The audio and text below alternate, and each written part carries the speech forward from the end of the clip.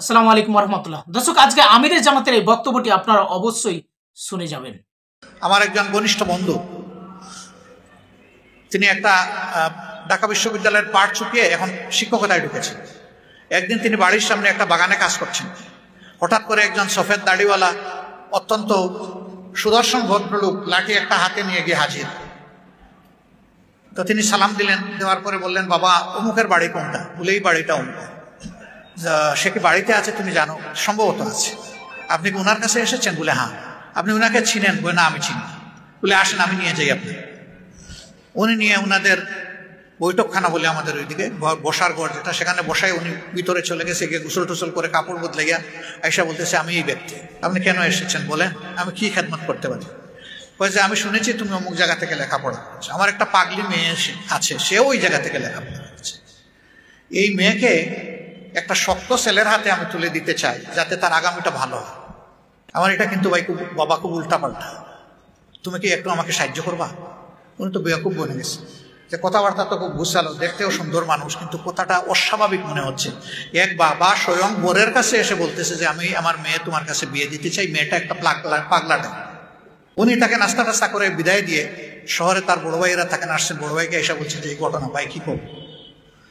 তখন বলছেন ঠিক আছে, কোনো অ্যাড্রেস দিয়ে গেছে? বলে হ্যাঁ দিস। কোনো নাম্বার পাইছো? হ্যাঁ পাইছি। ঠিক আছে তুমি বাড়ি চলো। তো বড় ভাই খোঁজখবর নিশ্চয় নিয়ে বলছে তুমি আসো। আবার উনি গেছে, যাওয়ার পরে বলছেন যে তুমি কন্যা দেখো, তোমার যদি পছন্দ হয় তাহলে এই লোককে নিরাশ করা তোমার ঠিক হবে না, কারণ এই লোক একটা মিথ্যা কথাও বলে নাই, যা বলেছে সব সত্য, মেয়েটা আসলে আধা পাত্তা। আলহামদুলিল্লাহ বিয়ে হয়েছে। এই মহিলা এই বিশ্ববিদ্যালয়ে পড়াকালীন সময়ে তিনি নাটক করতে গিয়ে পুরুষের ভূমিকায় অভিনয় করেছেন। কিরকম ছিলেন এখন বুঝতেই পারছেন। বিয়ে করার পরে এই লুপ্ত পড়ছে মুসিবতে, বিছাড়া কিছুদিন মাদ্রাসায় পড়েছে, কিছুদিন জেনারেল এডুকেশনে মাস্টার্স করেছেন। ঢাকা বিশ্ববিদ্যালয় থেকে 2টা সাবজেক্টে উনি মাস্টার্স করা মানুষ, পড়ছেন বিপদে।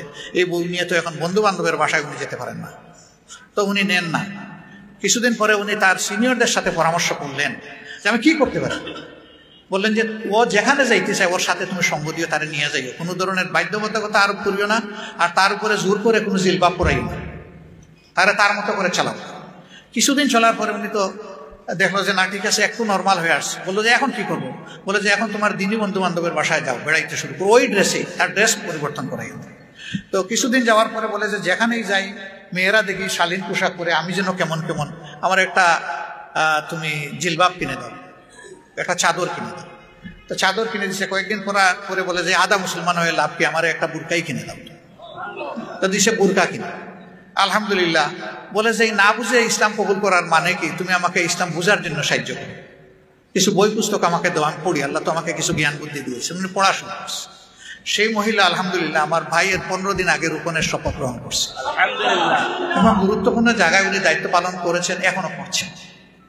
তো জোর করে পড়ানো লাগে না ভাই, যার কিসমতে আছে তার মাথায় তার গায়ে আল্লাহর সেই দেওয়া বিধান এমনিই চলে যায়, এমনি উঠে যায়। আমরা কাউকে জোর করবো না ইনশাআল্লাহ। আর দক্ষতা, কর্ম এবং তাদের রাষ্ট্রীয় ক্ষেত্রে অবদান রাখার ব্যাপারে না, কাউকে বার করা হবে না। বরঞ্চ এখন তারা বহু জায়গায় সম্মান পান না এবং নিরাপত্তা পান না, তখন তারা সম্মানও পাবেন, নিরাপত্তাও পাবেন। আমরা তাদেরকে আমাদের মায়ের জাতি হিসাবে দেখি এবং সেইভাবেই সম্মান করবো ইনশাআল্লাহ। একজন মানুষ সর্বোচ্চ সম্মান করে তার মাকে, তার উস্তাদদের উপরে, এমনকি বাবার উপরেও মাকে সম্মান করে। এটা আল্লাহর দান, আল্লাহর নিয়ামত। আমরা সেই জাতিকে মায়ের জাতি হিসেবে ইনশাআল্লাহ সম্মান করব। আর সেই দিন এই দেশের মহিলারা এই দেশের নাগরিক হয়ে তারা গর্বিত হবেন ইনশাআল্লাহ। তারা বলবেন যে আমরা এই রাষ্ট্রের নাগরিক, আল্লাহ চাই। তা আমরা এমন একটা বাংলাদেশ গড়তে চাই। আমরা কোনো যুবকের হাত আর বেকারের হাত দেখতে চাই, আর বেকারের কোনো শিক্ষাও আমরা কোনো যুবককে দিতে চাই না। আমরা যুবকদেরকে কর্মসংস্থানমুখী শিক্ষা এবং নৈতিক শিক্ষা আমরা তাদের হাতে তুলে দেবো ইনশাআল্লাহ। সেই বাংলাদেশ আমরা গড়তে চাই, কিন্তু এটাকে আমরা কয়জন একাই পারবো? আপামর জনগণের সহযোগিতা লাগবে।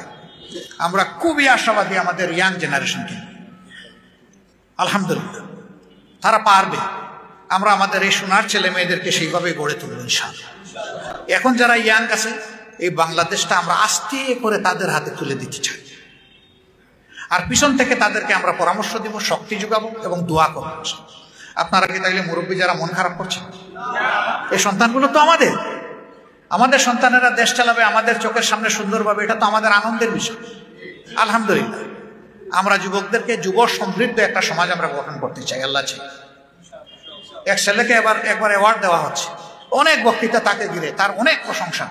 বাবার কথা কেউ মুখে নেয় না। সাধারণ কৃষক বাবা বসে বসে চিন্তা করে যে কে এই ছেলেটাকে ছোটবেলায় পেটে নিল, বুকে ধারণ করলো, দুধ খাওয়াইলো, বড় করলো, শিক্ষা দিল, আজকে তার সবাই প্রশংসা করে, না আমার স্ত্রীর নামে কিছু বলে, না আমার নামে কিছু বলে। তো যখন তাকে অ্যাওয়ার্ড হাতে তুলে দেওয়া হবে, উনি তড়িগড়ি করে সামনে এসে দাঁড়াইয়া বলছে, বেয়াদবি মাফ করবেন, আমি ছোট মানুষের একটা আরজ। সবাই তো অবাক, বলে যে আপনার আবার কি আরজ? বলছে এত সময় যে ছেলেটার এত প্রশংসা করলেন, দেখতে হবে তো ছেলেটা কার। এইভাবে আঙ্গুল দিয়ে বললেন যে দেখতে হবে তো ছেলেটা কার।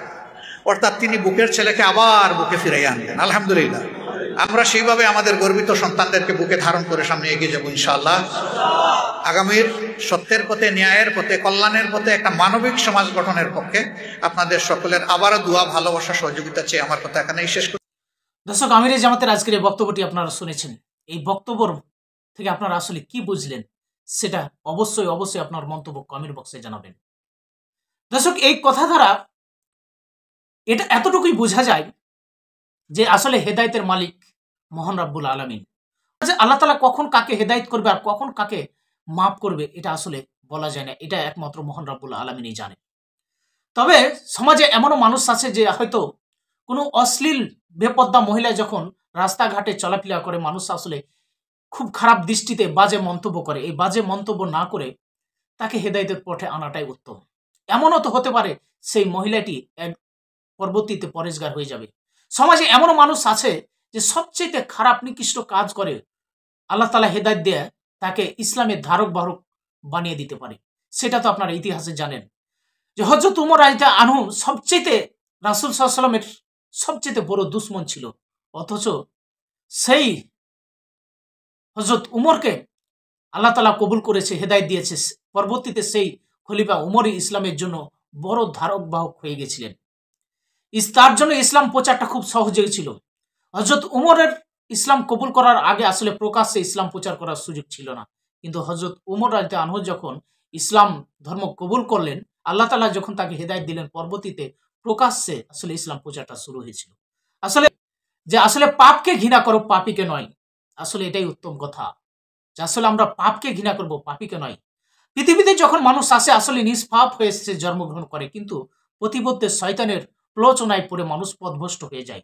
আর এই পথভ্রষ্ট মানুষদেরকে দিনের পথে আনার জন্য হেদায়েতের বাণী তাদের কানে পৌঁছে দিতে হবে, এটাই হচ্ছে বাস্তব কথা।